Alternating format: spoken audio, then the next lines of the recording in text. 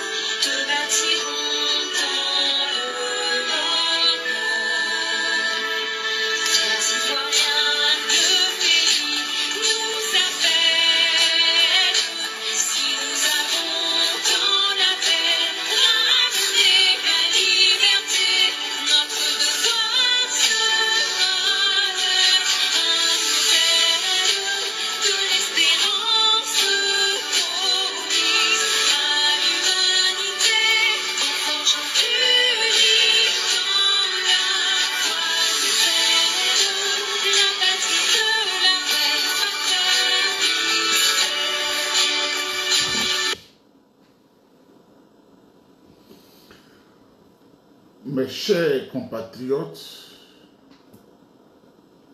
chers parents ivoiriens, chers amis de la Côte d'Ivoire, je voudrais vous saluer chaleureusement.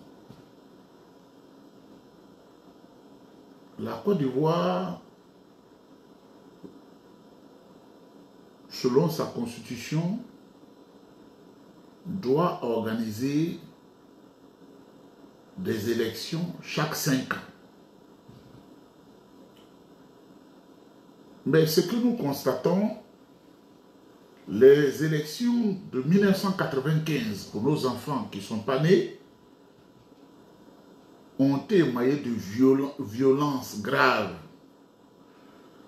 Quand les enquêtes ont été menées plus tard, on a compris que ces violences avaient été financées par Dramane Ouattara depuis les États-Unis. Mais il ne s'arrête pas là. En décembre 1999, au moment où on s'apprête, nous pensons à l'an 2000, Alassane va utiliser des jeunes, des morpions, qui la plupart du temps, je jure sur le Coran, je jure sur la Bible, je jure sur la Torah, en laquelle je crois, qui la plupart du temps, n'ont pas franchi le cap de la classe du CM2 en leur promettant moins merveille. Ils vont perpétrer un coup d'État contre le régime du président Bédié, le contraignant à l'exil.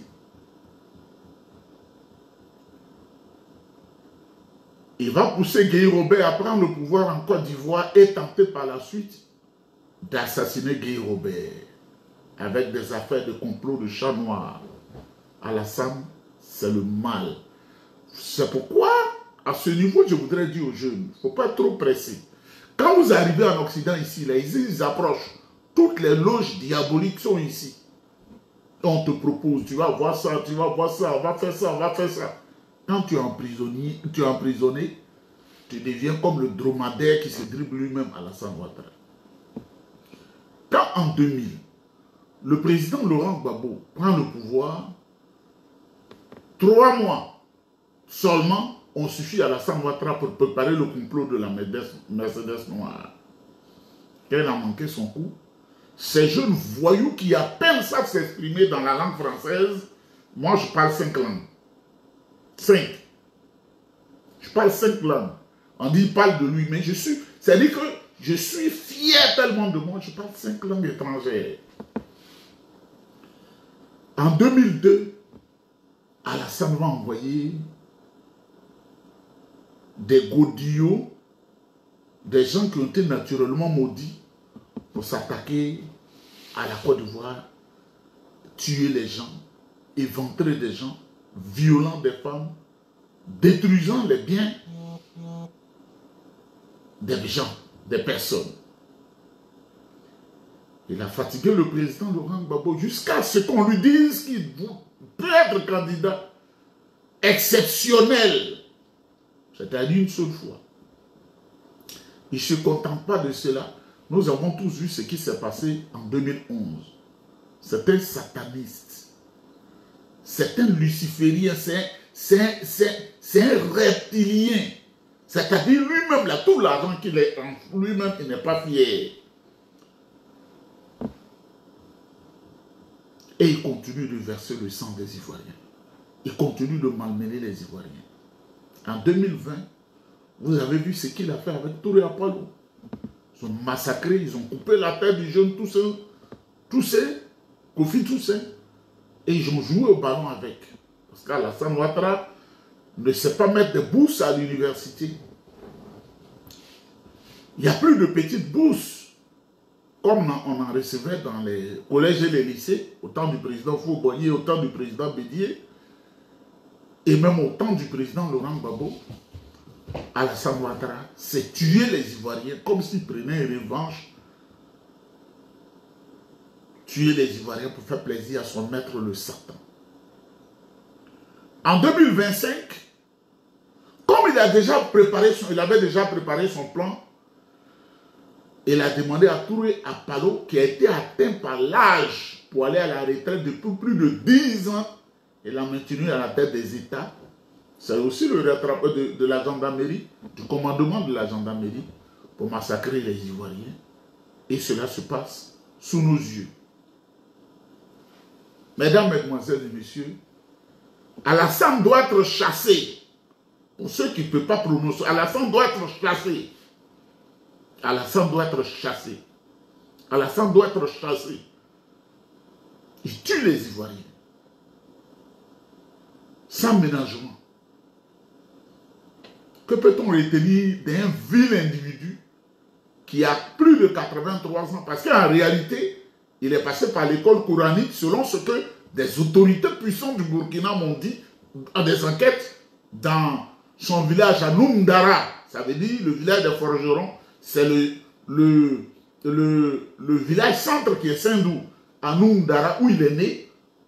Sur une feuille de bananier passé à la flamme, cet individu grégaire, ce vieux grigou, ce reptilien, il a décidé de se venger des Ivoiriens et de verser le sang et faire ce sacrifice rituel avec le sang des Ivoiriens.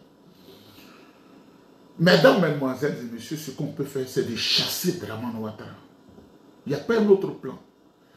C'est pourquoi, comme je ne serai pas long parce que je vais aller m'apprêter pour aller chercher le morceau du pain, le RDR dit que je ne travaille pas ici. Cette grosse maison-là, ce sont eux qui s'occupent, ces voitures qui sont dehors là, ce sont eux qui s'occupent de tout ça. Il dit je ne travaille pas. Des avions où je veille toutes les dépenses là, c'est eux qui font ça. Mesdames, Mesdemoiselles et Messieurs, il faut vous mobiliser pour chasser Dramane Ouattara. Chasser Dramane Ouattara, c'est faire revivre la Côte d'Ivoire.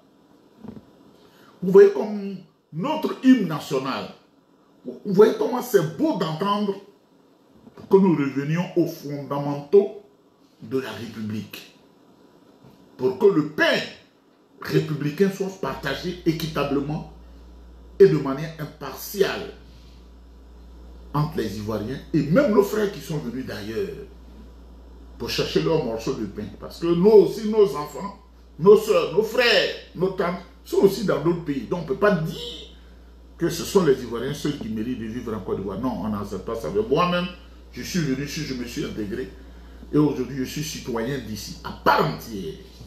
Intégré, complètement. Mesdames, Mesdemoiselles et Messieurs, vous devez redoubler d'efforts. Il faut chasser Ouattara. Même s'il triche l'élection de samedi, là, il faut le chasser. Ça ne va pas finir. Palabre qui ne finit pas là. C'est ça, c'est dans ça que nous sommes. Palabre qui ne finit pas là, c'est dans ça que nous sommes. Parce que si tu es là, tu as les mains croisées, tu es amorphe, on ne veut pas entendre 100 coups de fil par jour. Il faut m'envoyer 20 000, 30 000.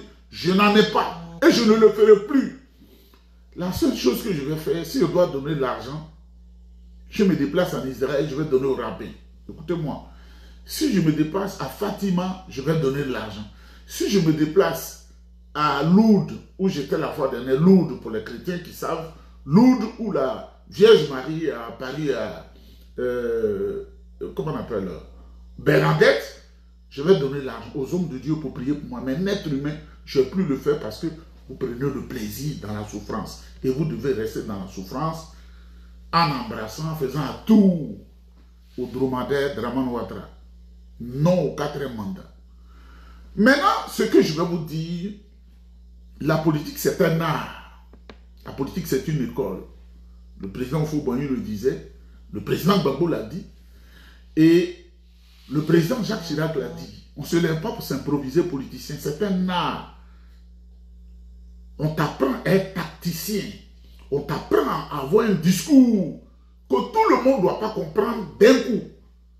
Pour comprendre le discours d'un bon politicien, il faut réfléchir pendant 3 jours au minimum. Si tu es intelligent, tu comprends le 3e jour. Si tu es un clown, tu peux même faire 1 mois. J'ai vu un homme à qui je ne voudrais pas faire la publicité, qui porte un béret rouge. Tu portes un béret rouge, les bérets rouges se retrouvent en Côte d'Ivoire pour lutter. Tu as fui, tu es en France, et il insulte le président Laurent Gbagbo. Si tu ne donnes pas le monnaie, si tu ne donnes pas le... Pourquoi nous qui venons de ce côté-là, nous donnons toujours l'impression que nous sommes des clowns, on n'a pas d'intelligence en nous. Si tu ne donnes pas le message, si tu ne donnes pas le message, le président Laurent Gbagbo ne donne pas le message facilement parce qu'il est écouté par le monde entier. Sa voix compte, donc il ne peut pas parler n'importe comment et à n'importe quel moment. Le président Gbagbo a parlé beaucoup devant le micro de Alain Foucault. Ce que je retiens, cette élection, c'était un braquage électoral, un coup d'état civil. Je n'ai pas dit aux gens d'aller dans la rue, mais ceux qui sont dans la rue, je les soutiens. Bravo au président Laurent Gbagbo, il a tout dit. Et comme il est politicien avisé et rusé, il a dit, si cette élection est mal faite, moi je vais quitter la scène politique, aller me reposer. Il vous a mis devant vos responsabilités.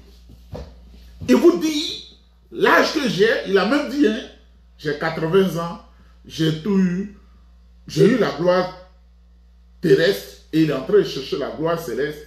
Il veut vous dire qu'il a tout eu, enfant, une vie de famille, petits-enfants. On a parlé de lui partout dans le monde, même s'il a connu certaines situations. Mais c'est à vous de lutter. Si vous ne luttez pas, lui va se mettre à l'écart pour vous regarder souffrir. Lui, à 80 ans, va se mettre à l'écart pour vous voir souffrir. Parce que vous avez refusé de lutter.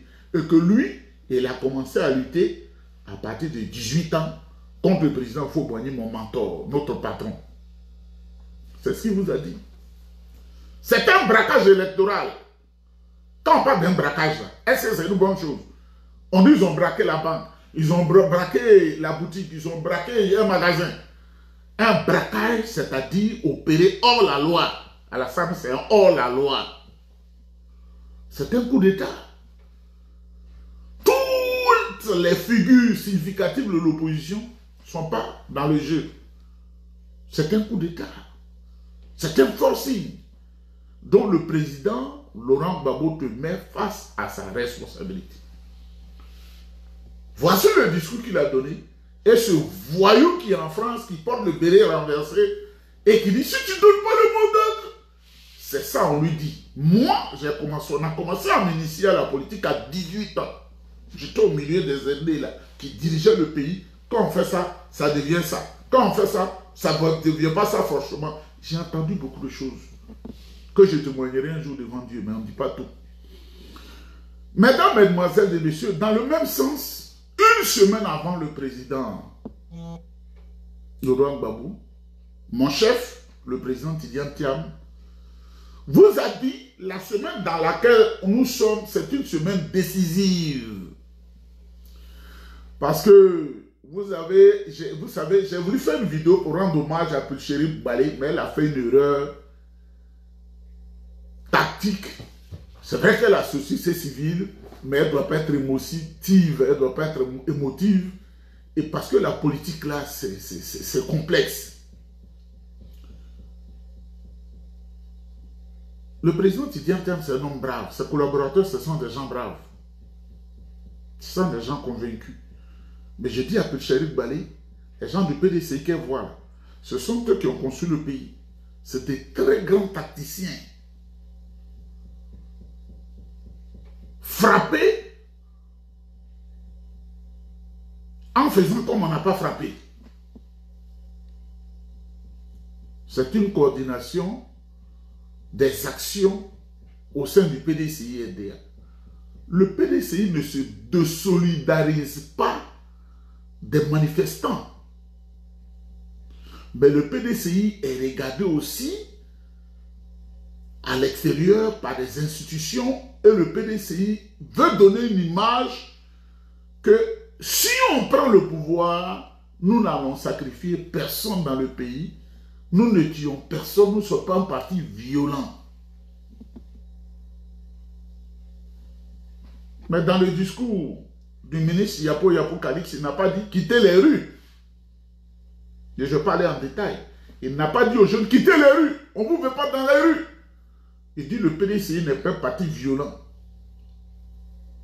Mais Yamoussoukro, c'est la base du PDCI-RDA. Yamoussoukro, c'est la base du PDCI-RDA. Vous pensez que les militants sont contents que Ouattara Draman, le dragon Draman, parce qu'on dit qu'on le regarde là spirituellement, c'est un dragon qui boit le sang humain. Et là, il touchait en cette période-là la tombe de Faux-Boigny. Vous pensez que les cas du PDCI, ça ne déchire pas leur cœur? Il y a la profondeur. Hein? Il y a la profondeur. Mais comme Yapo Calix, qui a bien parlé, vous savez, les Hati et les Abé, ces Kouroum-là, ils ont été civilisés par le peuple d'Ida. Ces Kouroum-là. Donc, j'avais dit que j'allais préparer 3 cartons d'escargot pour aller le féliciter. Parce que, qu'est-ce qu'Hati mange de bon même? Biokousseux. C'est Kouroum-là. Biokousseux. L'eau piment. Ça veut dire biokousseux. L'eau au piment. Ça n'a même pas préparé. J'allais lui envoyer des cartons d'escargot parce que c'est des stratèges politiques. Le président Tidjane Thiam, c'est un stratège politique. Il est au milieu des gens là-bas. Vous ne savez pas la pression, les menaces qu'il reçoit. Ah bon? Donc c'est toi qui dis de... Non. Ils sont partis réagir. Le président Gbagbo dit, je n'ai pas envoyé les gens dans la rue, mais je les soutiens. Donc dites à ce bâtard qui est à Paris, moi j'aime insulter parce que ça me donne plaisir. Quand je bois, je mange bien le matin et je bois du bon café. Pour purifier mon organisme, j'aime insulter les imbéciles et les idiots qui portent leur chapeau militaire pour dire des bêtises, pour insulter le président Laurent Gbagbo et des clowns qui ne savent pas ce qui se passe, ils insultent le président Tidjane Thiam. C'est profond, hein? Vive l'alliance PDCI-RDA, PPACI. C'est une alliance salvatrice.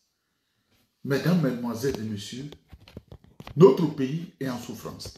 Si Draman Ouattara ne va pas là, les 5 premières années, ce seront des charbons ardents sur le dos des Ivoiriens. Il faut le chasser. Vous imaginez, depuis 2 semaines, des Ivoiriens, des Ivoiriennes avec des baluchons sur la tête, plus de 12 000 ont déjà traversé la seule frontière de Libou entre la Côte d'Ivoire et le Ghana. Que Dieu vous bénisse. Que Dieu vous bénisse. Que Dieu vous bénisse. Que Dieu vous bénisse.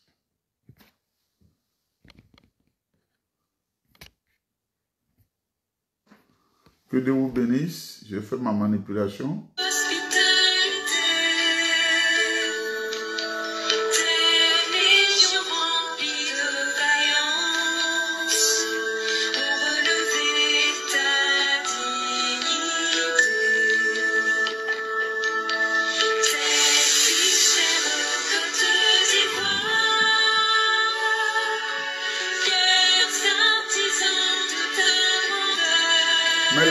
4x4 ici. C'est ce que je vais prendre aujourd'hui. Voilà vite.